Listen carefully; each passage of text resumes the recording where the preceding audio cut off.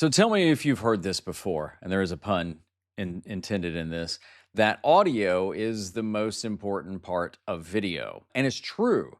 It's absolutely true. I mean, think about this. Video can be anything 4K, 1080p, 720. It can even be shot on an iPod Nano, which I did. And there's a video to that I'll link down below. It's actually kind of fun. We'll put up with maybe just okay video, we'll put up with okay lighting, but audio is key. What I want to do in this episode is I want to just share some basic ideas to help you get the best audio you can when you do your videos. By the way, my name's Kevin Colby. I'm so glad you're here and hope you can hear me good. See what I did there? It's an audio joke. It wasn't that good. So let's kind of talk about mics. What's the best mic? Well, there isn't one. Now, there's a lot of good mics out there. If you go to YouTube and you search best mic for YouTube, I wouldn't recommend doing that, but if you wanted to do that, go ahead. And you're going to get 1,000 different ideas, and everybody is going to feel like theirs is best. Now, I'm going to talk a little bit about the mics that I use and have used. Ultimately, it comes down to what you like, what the sound you like, and your budget. There's some crazy expensive mics out there. I mean, crazy expensive mics. I'm doing YouTube videos. I'm not trying to record something that's going to be played at the New York Met or something like that. That was called. I'm not worried about that. I just want to make sure it's clear and you can understand me. I've watched videos where people are just touting the sound of this mic, and I'm listening to it going, that sounds horrible. It sounds horrible. So, like, for example, this mic right here I'm using is the Shure MV7 Plus. By the way, not one of these brands is sponsoring this video. These are things that, I bought this mic. The reason I like this mic, it's a USB and an XLR mic. So now, for example, an XLR, you'll have to have some kind of audio interface, which is just fancy speak for if you use an XLR mic, you're going to have to plug it into something to get to your computer or even your camera or something like that, an audio interface. But a USB mic, again, this one does both, plugs right into your source. So right now I have this mic going right into my computer. So it comes up as a mic. But you can also plug this into a phone. So I could take this mic and I could plug it into my laptop, my iPad, my iPhone, my camera directly. I might need a little extra piece for that. And that's really cool. I'm a fan of simple. And I'm also kind of cheap. I don't remember how much this was. It's not the cheapest mic I'll mention, but it's a good price mic. And it's simple to me that I can plug it into my computer and bypass audio interface. Sometimes you can get a little better sound, depending. But the other thing I like about this mic is it comes with free software. I think it's called Motive Mix. This is what it looks like when you call it up. Notice right here, you see the audio kicking. And again, keep in mind, they're not sponsoring this. But if I go to right here, see the little says device settings, the tools. You have all these settings right here, like gain, auto level gain, which just means exactly what it says, that it adapts to my voice. So if I'm lower, if I'm louder, it should keep the gain the same. You can do tone. The other ones I use is real-time denoiser, which removes unwanted background, and the pop stopper, which is supposed to reduce plosives, which are the p, p, p. And you can do some other things in here I don't have set right now. Now, this is something I did not know even after I bought the mic, and kudos to a guy named Roy Ortega, who's a great audio guy on YouTube, does a podcast as well. I found out that after you dial in the settings on this mic, the settings stay with the mic. I've never seen that in anything. So basically, if I unplug this mic and I use it with my iPhone, or I use it with my iPad, or I use it with my laptop, all the settings I just showed you live within the mic. That's huge. That is absolutely huge because I like a couple of those features, especially the gain, sometimes I call it the limiter, that it's going to keep everything relatively the same. And again, I'm using the USB part of it. And it's even got this little thing right here. So you see it pulsating? Right. Now, if I do this, I'm going to cut out. but you can't hear what I'm saying. Little nod to Pink Floyd there. But there's other mics that I have. So like one of my other favorite mics is the Rode VideoMic Go 2, which is right above me on a boom. Now I'm going to switch to that, and you're going to hear a little bit of a difference, maybe a pop. Hopefully you won't. Okay, so right now I'm on this mic. I can pull it down a little if you see it. There we go. Hopefully it doesn't come off the boom. I did that once and it popped off the boom. This mic, the Rode VideoMic Go 2, is connected directly to my camera. And then my camera is connected to my computer using something called a Camlink 4K. It's a video interface. That's a different video.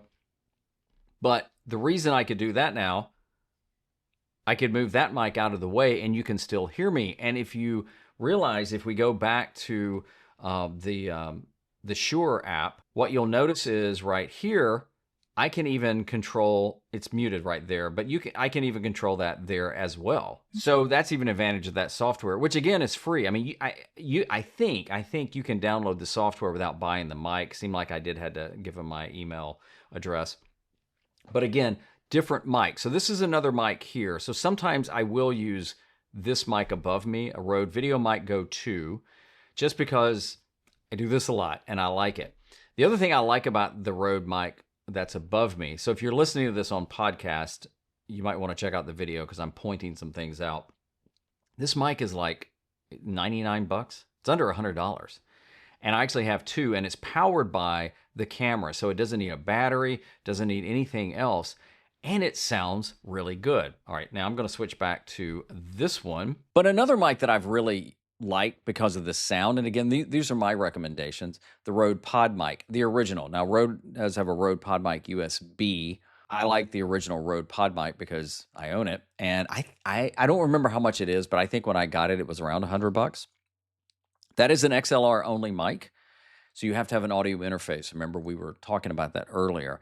And I've done a couple of videos about that. One of my favorite setups was the Rode PodMic with the Elgato Wave XLR. Big knob on it, reminding me of my old radio days. And it's just simple. Again, simple. Plug and play the way I like it. Samsung Q2U. This one looks like the old mic. You know, the old mic you would see at, the lounge guys singing, well, hello and welcome to, the music set for tonight or whatever. But it is really good. And I want to say it's under 80 bucks. It may be under $70. Great sound, is an XLR and a USB mic. Now, it does come with a little wonky stand that is not really good at all, but you do get that. And again, the advantage of USB, you can take it anywhere as well.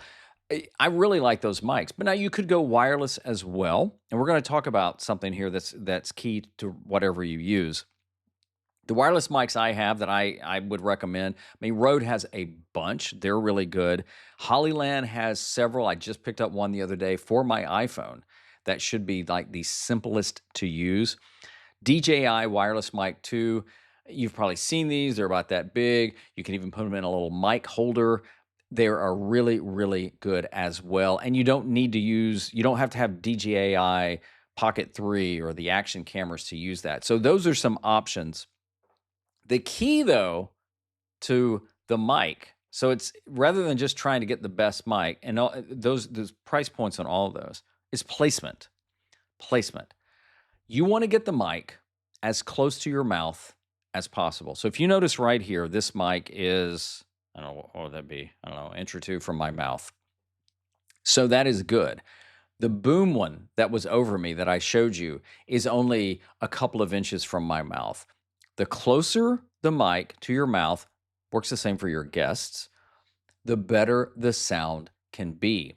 Because if you're too far off the mic, in other words, if I roll all the way back here, so again, very visual, kids, but I'm going to show you something. So I'm way back here. Now, it should sound different because I'm further away from the mic. But hang on, here I come. Did you miss me? I missed you. This should sound better.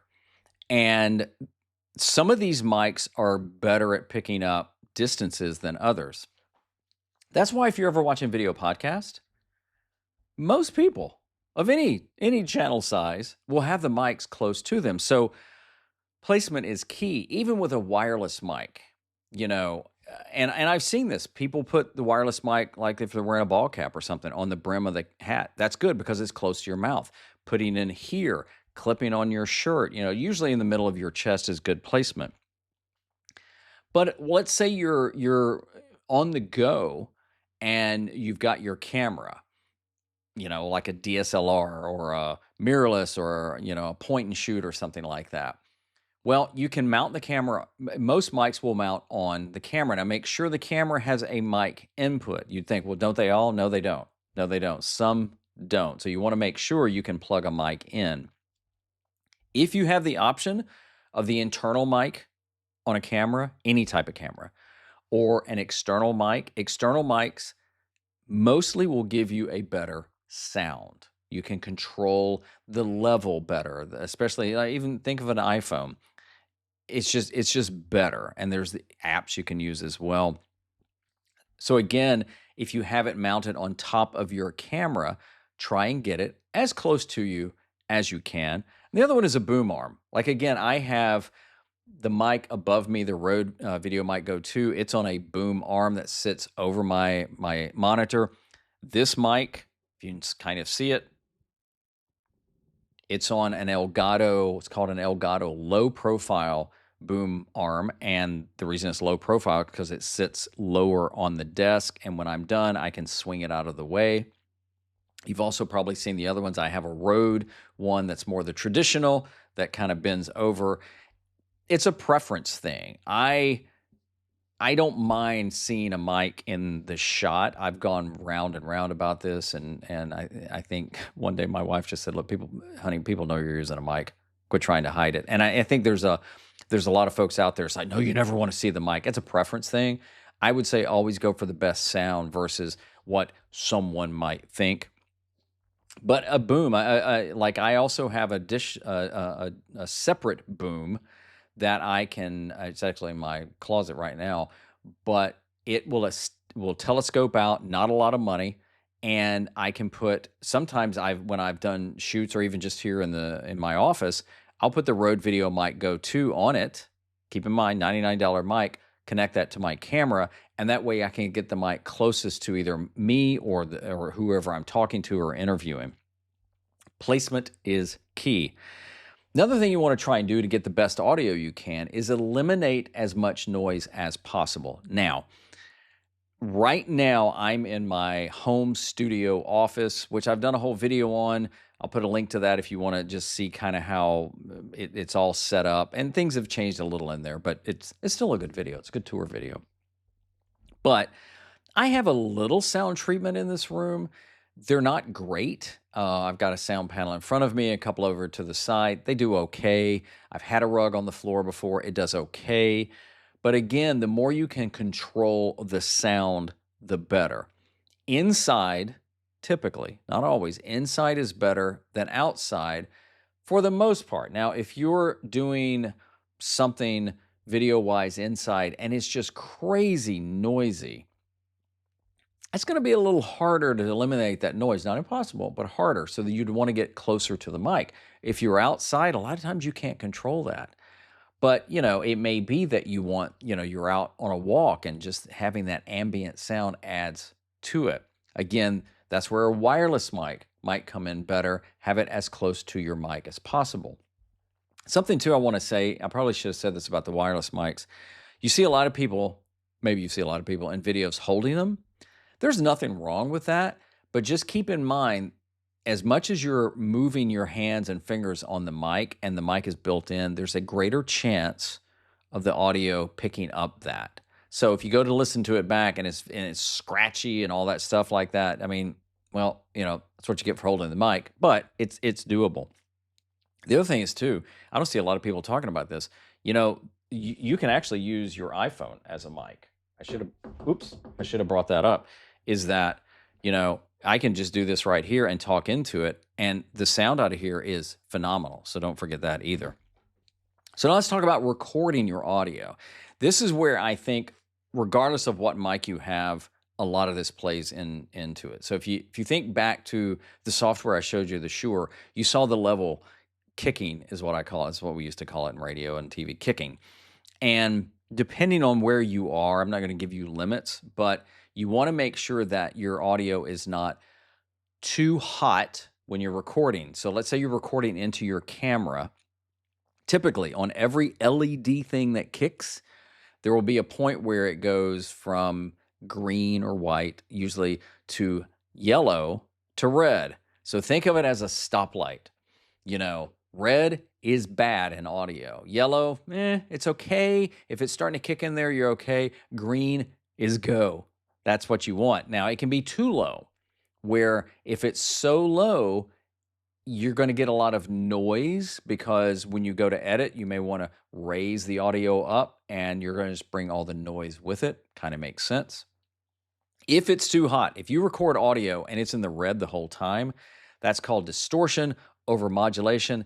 It is extremely hard to save that. Yeah, there's some tools out there and I've played with some and they're okay. But again, you want to watch your gain. I mean, typically around -6 to -12, 0, somewhere you got to play with it. It doesn't make as much sense sometimes when you look at it because you think 0 would be best and it's not. So what I would recommend is just record a couple of things and listen to it back. The software you use can also have some tools in there. Now, again, I'm using Ecamm Live to record this, and there's a sound level over here. So I've already set my sound level there. I kind of know where it is. Plus, again, using the Shure mic, it's the software there is kind of helping me as well. But there are other tools like Riverside. Riverside has some AI audio tools in there where they can like eliminate background noise. They can level, I forgot what they call it, but level the audio out. They even have one that's really good for interviews where I think it's called Smart Mute. So if your guest is speaking, it's muting you. It's kind of muting the person not talking. So whatever software you use, there may be some tools in there that can help you before you record and then even after. And then I'm just going to mention Final Cut Pro because that's what I use. There's 2 audio features that I use all the time in Final Cut Pro. I'll use it for this video here because I'll finish it in Final Cut Pro. One is called voice isolation, and I've done a video on it, and I would encourage you to watch it because it's like audio magic. And it does what it says. It isolates your voice. And you'll see in the video, if you watch that, I was on a highway. I was walking down the street and this like pickup monster truck goes by and I turn it on and it just eliminates it. Now, with some of these tools, you can tweak it so much that you start sounding like a robot because it just doesn't sound natural. Or I'm outside by the lake, but it sounds like I've dubbed it over from an audio booth. To me, that I don't like that, but again, that's a preference thing. But voice isolation does exactly what it says. So, like I have a ceiling fan in my office. It's not on right now, but a lot of times if I'm recording something in here, the fan might pick it up. I turn voice isolation on and it isolates my voice. Another one I use sometimes is loudness. So even though I'm setting the level of my mic, loudness kind of gives it a little bit more volume without bringing it up and without raising the level of the mic. So again, that's what I do. And then there's other tools you can use. Again, in Final Cut Pro, probably a lot of these editors have something similar where you can use compression, limiter, and think of a limiter as it limits all the audio. The idea is you want to try and get the audio, if possible, as even as possible. So like if I'm talking to a guest and the guest is yelling and I'm not, and you're having to constantly adjust your audio, it's just not a good experience. So now you've done all this. What about what I call a quality check? Well, these are some things I have done over time. Is one of the things I will do, and say you've exported it or you've got your file or whatever. This sounds silly, but just go with me. Listen to it back at a lower volume. Like I have these Cantu speakers on my desk. They're really nice. That's one of the things I really wanted, a good pair of speakers on my desk to hear audio, sometimes music as well. But if you want to hear like the audio, and let's say you've got sound effects in there and music and things, and we probably ought to address that too about the mix. I find if you listen to it at a lower volume, what you're listening for is, do the vocals cut through? Is the music overpowering? Can you even hear the sound effect? What's the mix at a lower volume? So let me digress just a little and talk about music and sound effects. I don't use as much music in my videos anymore, or sound effects. Sometimes I do the sound effects, but you never want the music and the sound effect to overpower the voice unless it's for narration. But typically, if you're using music, it should complement it. A sound effect is background. Now, again, you have to depend on what it is. So, like, Top Gun Maverick, fantastic movie, isn't it? You know, when they're in the midst of the fighting, and the cockpit is loud and the gunfire, well, that should be competing some with the dialogue because you're in that moment. But for the most part, if I do a sound effect of something swishing by and it's so loud, it starts becoming distracting. So it's sometimes there's a fine line to it. I think it's easier to mix it a little less than you might think. But again, this is where listening back to it comes in. Another thing is, listen to it on a different set of speakers. Like I said, I've got really nice speakers on my desk, but people may be watching the video on their phone, or they may be watching it on their television or their laptop. So if you have your file, now this takes a little bit more time, but what you could do is send the file to your phone or a laptop or something, whatever you're not on, and listen to it there through those native speakers. How does it sound? Is your voice fine or not? And compare it with something else, because if you're having to bump your internal speaker, say, up to 100, it might be a little low. And another thing is, put on headphones and listen to it. Again, I come from a radio background before I ever got into television. And we would always have our headphones on, because when you're hearing your voice inside your earballs, it's just different. It is completely different. If I'm listening to a video in my office with my speakers, it's even going to sound different if I put on headphones. We used to call them cans in the business. But if you put those on, it's just going to, even doing this, it completely changes the sound of my voice in my head. And I realize somebody's saying, well, I don't like my voice. Well, if you're really concerned with the audio, you just need to get over it. You need to get over it. But even in radio, we needed to hear sometimes the mix as we were introing a song and we were talking over the song, so you couldn't hear it because we were promoting. So they're talking about the artist. You've got to hear that mix. So headphones would be great. You do not have to spend a gazillion dollars on headphones. Go find just a decent set of headphones, plug them in, listen to it that way. You may have seen people record with headphones on. Is that necessary? Not necessary. It depends, I think, a lot where your mic placement is, where your speakers are. There's also things called echo cancellation you can turn on. Some of that can be done in post. Again, it's really up to you. They do make these things called in-ear mics, and I've had them before where, of course, sometimes because of my hair, you can't see it. They loop behind. I'm not a big fan of those, but again, you could do that. So ultimately, it's about just doing your best to get the best audio so whoever's watching your video can hear you. Now, let's say you've done everything and you record it and the audio is just not that good, but you can hear it. What should you do? I'd post the dang video. I would. Now, look, even though I've done this for a long time, I've had the wrong mic plugged in. I've not had the mic plugged in. I've had issues with the wireless where it's cut out. And those things, they just happen. Obviously, if I've recorded it with no audio, I've got to re-record it. But I think too often, striving for perfection, again, we're not mastering an album. I think striving for perfection is keeping people, you maybe even from me, from just creating and putting it out there. So if you can hear it, just learn, try and figure out what happened and what you can change for the next one, and get that video out there. So I hope this helps you. Hope you could hear it. If you got some tips, make sure you share them below. And as always, just keep creating and share your gifts with the world. See ya. Or should I say hear you? Yeah, I'll say see ya. It makes more sense.